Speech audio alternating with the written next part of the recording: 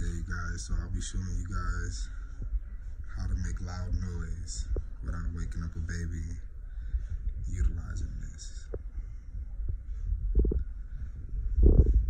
It's a sleeping baby.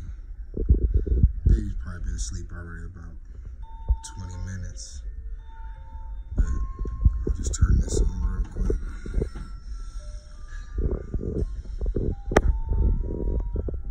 And this is how you make loud noise without waking up a baby. You can almost do anything as long as you have the baby's attention to something else.